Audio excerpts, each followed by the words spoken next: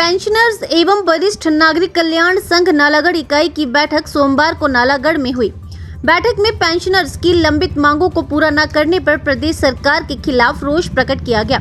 Pensioners ने अपनी समस्याओं पर चर्चा करते हुए कहा कि नई सरकार बनने के बाद भी पेंशनर्स को पुराना एरियर नहीं दिया गया है, जो वर्ष 2016 के बाद रिटायर्ड हुए हैं। उनके ना तो वेतनमान निर्धारित हुए हैं और ना ही एरियर मिला है। इकाई के प्रधान नरेश गई का कहना है कि डीए की किस्त जनवरी 2022 से जुलाई 2022 से कुल 7% लंबित पड़ी है। उन्होंने प्रदेश सरकार से मांग उठाते हुए कहा कि जल्द से जल्द पेंशनर्स व कर्मचारियों को डीए की किस्त जल्द से जल्द दी जाए और पेंशनर्स के मेडिकल बिलों का भुगतान भी नहीं किया गया है। संघ ने नालागढ़ अस्पताल में खाली चल रहे डॉक्टरों के रिक्त पदों का मुद्दा भी जोरों से उठाया। संघ के अध्यक्ष नरेश घई ने कहा कि नालागढ़ अस्पताल के प्रति सरकार गंभीर नहीं है, जिसके कारण क्षेत्र के लोगों को मरीजों को भारी दिक्कतों का सामना करना पड़ रहा है। उन्होंने मांग उठाते हुए कहा कि अस्पताल में जल्द से मेडिसिन स्पेशलिस्ट का पद जल्द भरा जाना चाहिए ताकि क्षेत्र के बाहर का रुख न करना पड़े। हमारी आज पेंशनर संघ की मासिक बैठक थी, जिसमें विभिन्न चर्चाओं के अलावा पेंशनरों में बहुत ज़्यादा रोष इस बात के लिए पाया गया कि पिछली सरकार ने भी किस्तों में किया था हमारा एरियर। इस सरकार ने तो वो किस्तें भी बंद कर दी, इनकार कर दिया कि हम किस्तों में भी नहीं देंगे जी, अभी हमारे पास पैसा ही नहीं है, बजट ही नहीं है। जैसा हमारे अस्पताल की समस्या हमारे प्रधान जी ने भी बता दी है, ये काफ़ी गंभीर समस्या है, क्योंकि पेंशनर या सीनियर सिटीजन को अगर महंगा इलाज लेना पड़े तो उनके लिए तो खतरे की घंटी है। वैसे भी आज का जो युग है उसमें बच्चे बहुत कम हैं जो बुज़ुर्गों की ओर गौर करते हैं, अपने आप ही गौर करना पड़ता है।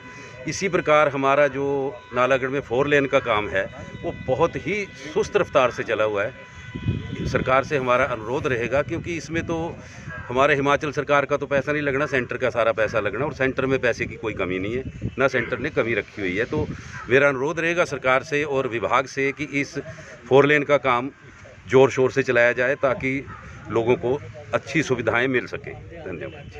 नालागढ़ पेंशनर व सीनियर सिटीजन एसोसिएशन की मासिक बैठक थी। आज विभिन्न समस्याओं पर चर्चा की गई।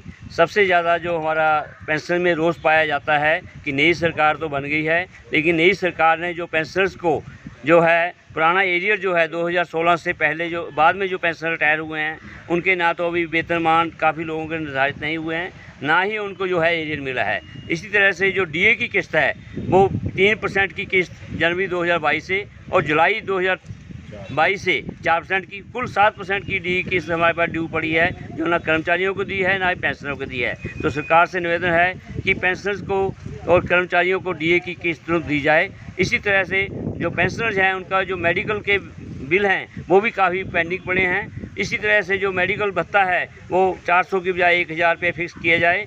ये है नालागढ़ में जो सीनियर सिटीजन और पेंशनर्स हैं वो मांग करते हैं कि अस्पताल में ना तो यहाँ जो एक स्पेशलिस्ट एमडी जो है वो उस पद खाली पड़ा है, रेडियोलिस्ट का पद खाली है, जिससे एक्सरे वगैरह भी जो होते हैं, लेकिन जो दूसरे अल्ट्रासाउंड हैं और दूसरी बातें हैं वो यहाँ पर नहीं हो रही है।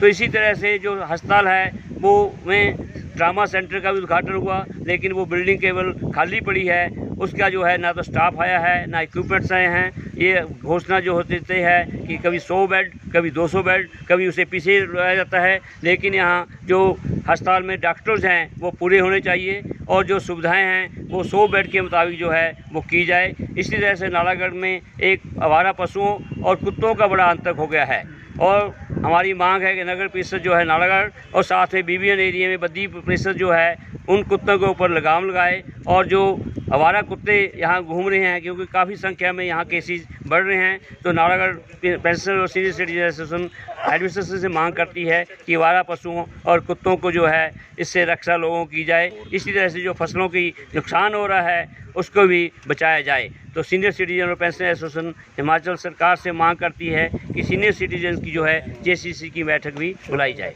धन्यवाद। हिमाचल बस न्यूज के लिए नालागढ़ से सुरेंद्र सिंह की रिपोर्ट।